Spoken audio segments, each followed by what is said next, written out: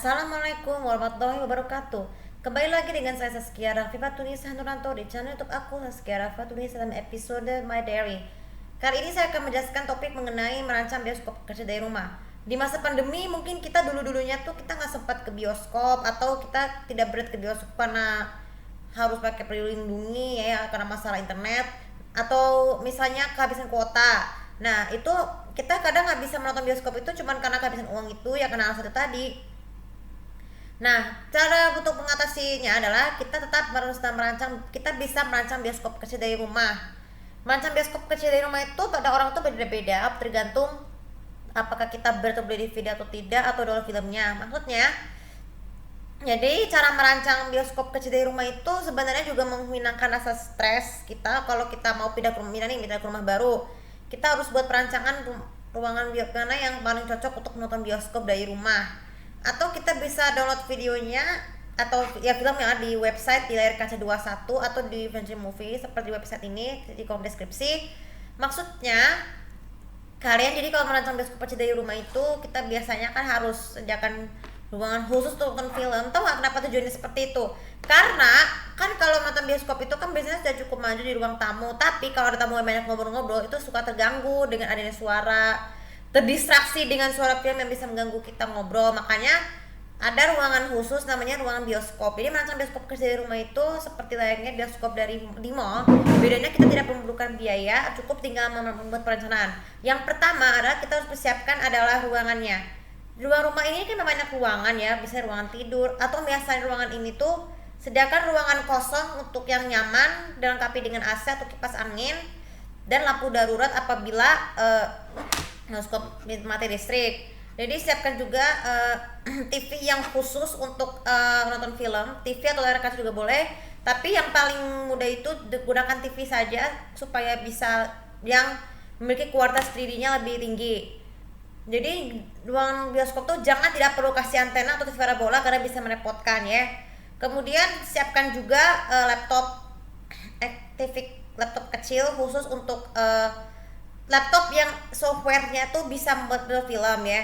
Jadi aplikasinya tidak butuh banyak, cukup dengan laptop kecil yang ukurannya sangat kecil ya untuk bisa menonton bioskop. Maksudnya ukurannya kecil tuh kayak seperti buku yang bilang, tapi ya bisa digunakan untuk yang website software tuh bisa buat film, bisa menayangkan film tanpa kresek-kresek, dan juga versi media player itu khusus untuk mengkonverti film yang format MKF menjadi MP4. Kemudian kita siapkan kursi dan sofa ya. Kalau kursi dan sofa kursi dan sofa harus diberi dengan sandaran yang empuk. Bagian duduk dan sandarannya juga harus dilapisi dengan bantal yang lembut, tau gak? Karena kalau kita terlalu lama duduk kan pantat kita kan sakit, mata, leher, punggungnya kan juga sakit. Jadi itu merancang bioskop sendiri ini tuh dengan adanya kursi dan yang empuk itu bisa menggunakan untuk istirahat ya. Kemudian siapkan juga karpet yang khusus untuk pokoknya karpet berbulu yang menutupi seluruh lantai ruangan nanti bioskop dari rumah ya, supaya biar bisa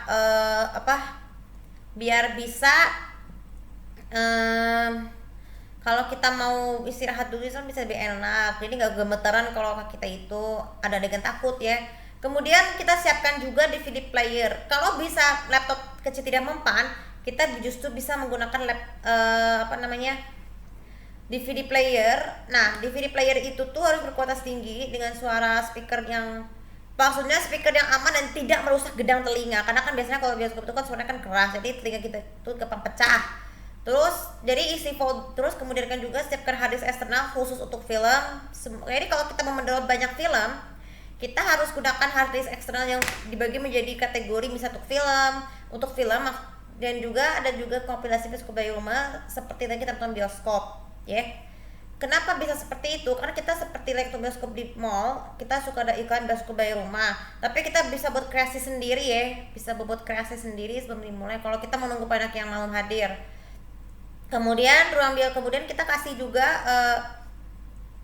jadi file hard disk eksternal itu tuh bisa berisi film-film apapun dari semua genre asal atau atau kita bisa gunakan CD DVD room, tapi jangan diperjualbelikan, takut terkena melanggar hak cipta. Dia cukup dengan masukkan caranya. Jadi kita nyatuin aja, kombinasikan bioskop sama ini, sama film layar lebar yang akan ditonton, tapi pilih salah satu. Supaya kenapa bisa pilih salah satu, supaya tidak repot seperti itu. Jadi kita boleh pajak DVD ya.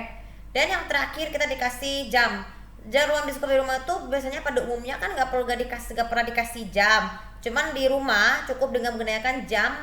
Supaya kenapa, bisa tahu durasi film itu selesainya kapan, supaya kalau misalnya nih aku mau ke toilet, aku mau sholat, jadi kalian kalau ada azan tuh kita bisa tinggal sebentar untuk sholat terus balik lagi ke sini.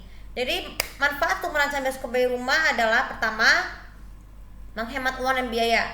Kan kita menghematkan, kita sering ke bioskop itu kan pakai uang untuk beli tiket, beli makanan, terus beli DVD yang kadang-kadang tuh si kami suka bajakan karena takut ketipu, ini rusak nih. Itu termasuk membuang uang juga, makanya kita biasa macam bioskop. Kemudian yang kedua, menghilangkan rasa stres. Kalau misalnya kita lagi stres ya, stres atau bosan itu, atau ada yang berkenan tamu untuk nonton film, kita bisa enak nonton film ini sampai tanpa mengganggu orang yang lagi ngobrol-ngobrol di ruang tamu ya, karena kan bisa ada arisan, ada pengajian atau lomba, itu kan sekarang suka terdistraksi dengan suara film, jadi makanya kita bisa ruangannya di situ. Kemudian yang ketiga, untuk sebagian refreshing sebelum nonton film di TV. Sebenarnya gini, film layar lebar TV itu kan zaman sekarang ini kan kebanyakan sering di skip adegan tanpa ada sensor karena alasan keterbatasan waktu, so pengen buru-buru. Ya seperti saya udah ngalamin sering aku alamin, filmnya selesai cepet-cepet buru-buru mau ke langsung berikutnya. Itu sama kita aja dengan buru-buru seperti yang kita alami saat ini. Maka dari itu lakukan refreshing dengan nonton film apa yang akan tayang di TV ya. Sebenarnya ini caranya agak susah, jadi kita harus menghafal jam berapa dan tanggal berapa tayangnya. Makanya kita harus refreshing dulu, mau tes percobaan dulu supaya pada saat kita nonton film TV-nya kita udah tahu ya. Ataupun kita bisa mencocokkan dengan menggunakan laptop atau PC yang pada saat streaming bisa berlangsung. Tujuannya kalau misalnya lagi di skip, ini masih berjalan. Kan kita merasa meltdown dong kalau bisa ada film lebar yang sering di skip tanpa alasan gitulah. Oke, sekarang yang kemudian manfaatnya adalah untuk saya menghemat waktu dan biaya adalah rasa meltdown ya. Jadi kalau kita bisa mengatasi rasa meltdown ataupun rasa kesal sendiri, rasa mimpi buruk yang terlalu berlebihan. Karena memang zaman sekarang ini kalau tayang TV itu suka banyak yang disensor seperti kita yang tadi nih. Jadi kalau misalnya di skip bukan karena iklan sih, tapi karena tersengaja banget, makanya jangan dianggap remeh. Karena kan kalau karena KPI kita jadi merasa nggak bisa kembali ke masa lalu ya. Oke, dan yang terakhir adalah nostalgia balik ke masa lalu. Sebenarnya banyak sekali film lebar yang memutar kita balik ke masa lalu, cuma untuk sekarang ini sudah agak jarang karena semenjak KPI itu udah menemukan beberapa film lebar yang adegan disensor atau karena alasan. Jadi makanya dari itu jadi terapkan sedikit rasa nostalgia dengan menonton film yang saya sukai di bioskop dari rumah.